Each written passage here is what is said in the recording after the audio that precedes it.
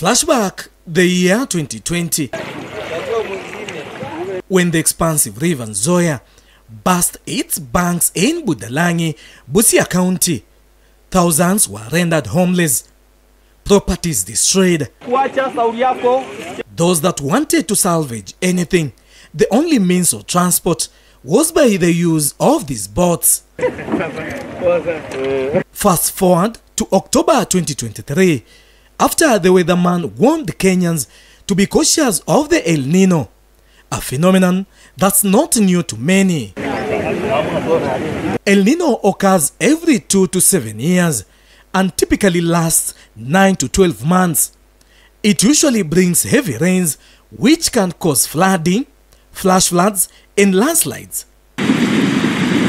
The Kenya Meteorological Department says that the effects of El Nino are typically seen from October.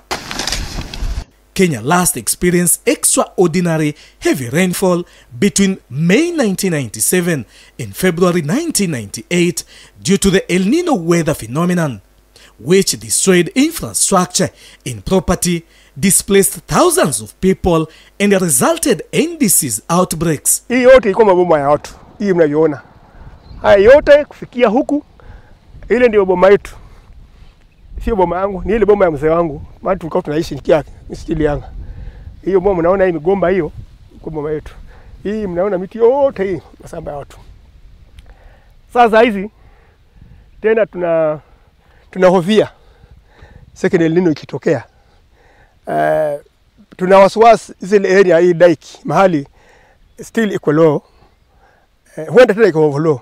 We start our journey within Busia County in Budalangi, an area identified as a hotspot for flooding in recent years. Though the skies are blue, the temperatures are too high, a clear indication that they might start wetting on earth anytime soon. And at Sibanje village, we meet Sharon Akinyi, a mother of 4 living in this makeshift home, a place she has called home since 2020 when it last rained heavily in this area. Kenya niliona kwa hiyo El Nino ili affect watu wengi walipoteza mali zao, watu wengi walipoteza maisha yao, walipoteza nyumba zao.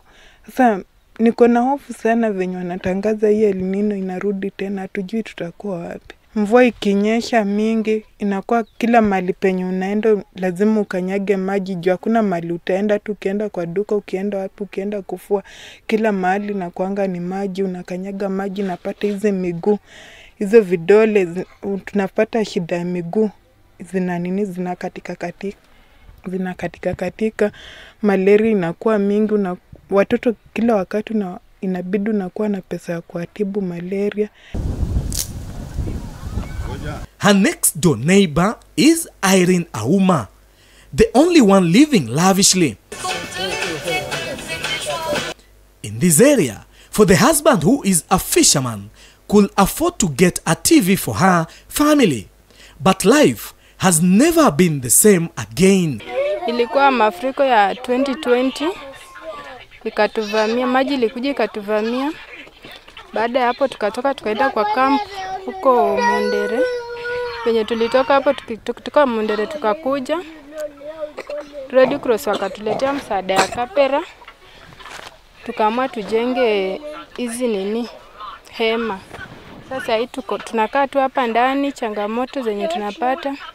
Labda mvua ikinyesha, upepo ikikuwa mingi zinararuka hivi. Kama ni msimu wa jua, tunapata joto mingi sana, hata mtoto hawezi kumvalisha nguo akikaa ndani. We have availed the resources required from the county. According to Busia Governor Paul Otuoma, they are taking a multi-agency approach in their El Nino preparedness and mitigation measures. I can say for now, in terms of mapping out the county, what are the likely to be prone areas when we have too much rain. We have mapped them out where we can mitigate and what measures that are required to mitigate we have put in place. We have availed the resources required from the county From the meeting we had in Nairobi, we also were told they were preparing to see how we are going to coordinate. Of course, again, with various other agencies, the Red Cross, yeah, and various departments. When Lake Victoria burst its banks in 2020, homes were turned into shells. ACK Musoma Secondary School was a casualty, forced to transfer to another village. This was once a laboratory class for Musoma ACK Mixed Secondary School pupils, but now it has been left to be a playground for rats, ants, and bats. Busia Governor Paul Otoma says building of dams in the highlands will significantly reduce the impact of the heavy rains and still can be used for agricultural produce. If that is done, it will completely take care of the flooding menace that is caused by River Nzoia in Budalangi. But of course, there's also those long-term effects that the government has been discussing about damming Nzoia all the way from Cherangani, coming down all this way, from Lukuyani, Lugari areas, coming down this way. Because you must realize that there has been a lot of human activities up that way that has carried a lot of siltation. And that means that if you look at the delta area, that silt has raised up. So then what happens is that the water flows back. It doesn't flow as much. So it is just those kind of things we need to do. And of course also desilting regularly so that the water doesn't flow back because of the siltation thing, which changes the gradient. Bungoma County has experienced floodings, lightning strikes, and mudslides during heavy rains.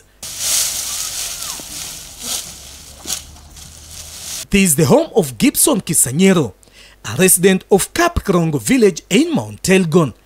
Gibson says his home was divided into pieces following a mudslide in the year 2020. Nikijaribu kumbuka ilikuwa kitu tarehe 4/5 mwezi wa 5 2020. Udongo ilianza kukatika tu na kutaramuka tu. Inakata kalea na inataramuka kwa mto. Hata miti mingi nilikuwa nimepanda sehemu za mtoni na pia ilikuwa nakatika na inasonga tu mpaka ikanifikia kwa boma. Kwa hivyo hiyo ndio namna ilikuwa inafanya. Inakatika, inazingi chini na inasonga. Inakuwa kama uji tu. And here, some lost their lives due to overflooding of the rivers affecting the road networks. The most affected being women and school-going children.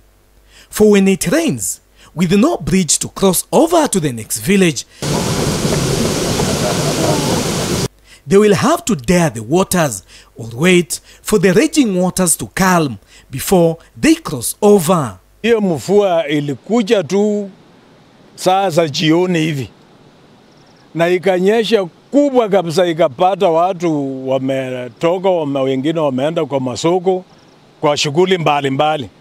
Lakini sasa kwa sababu hatuna daraja ya watu kufuka, ikapata watu katikati, na ilikuwa mvua kubwa, inakata mlima, inakata mchanga. So kuna mtoto alikuwa ameenda kwa tinga, anaenda kushaga mahindi, kufika kabla hajafika kwao mvua maji ndiyo hiyo imemkata.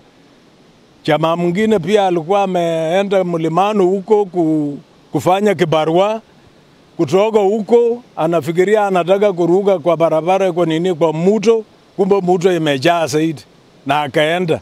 Bungoma County Director of Special Programs, Ms. Karen Wanyonyi, says they have already mapped out hotspot areas across the county and kick-started public awareness drives on the coming of El Nino. The first thing we did as a disaster department or a disaster committee, we had to visit the hotspots.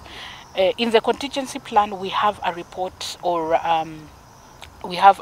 on the exact areas that are vulnerable or highly at risk in Bungoma County, and majorly we had Mt Elgon, which is which has been known in the previous experiences in El Nino to have had landslides, lightning, and also mudslides, and some areas also had flooding.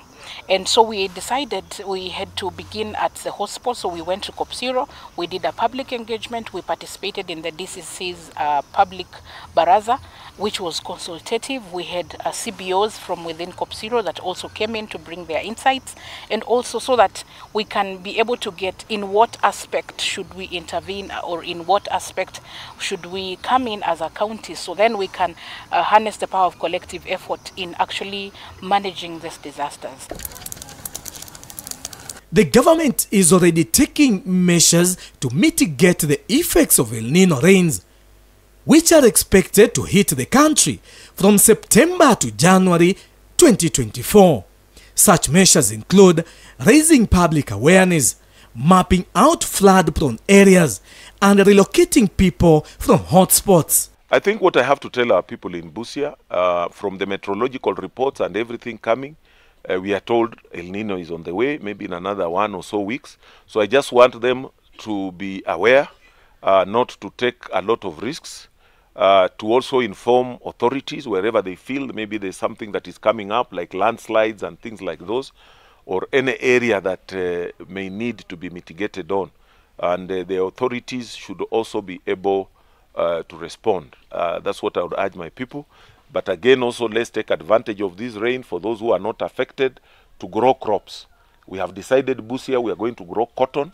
We have improved the Mulwanda ginnery, and we want people to grow cotton. We are also saying we have come up with a factory about edible oils, njugu, simsim, soybean. We want to do this because we want our people to have money in the pocket. I am confident, and I can confidently assure the people of Bungoma that we are 80% ready. I cannot say 100% reason is because every day we are getting a new effect that we didn't anticipate. We would be putting our minds on floods, landslides, and other effects, but then we would maybe have left out a new incident that would not have been documented in the previous years. So at this point, we are 80% prepared. I can confidently assure the people of Bungoma on that, and also tell the people of Bungoma that all ministries are going to do this. As I mentioned, disasters cannot be handled by one department. For now, the weather looks cool and calm both in Mt Elgon and Budalangi regions, but the weatherman warns, be cautious of the El Nino rains. John Makuba, K24 TV.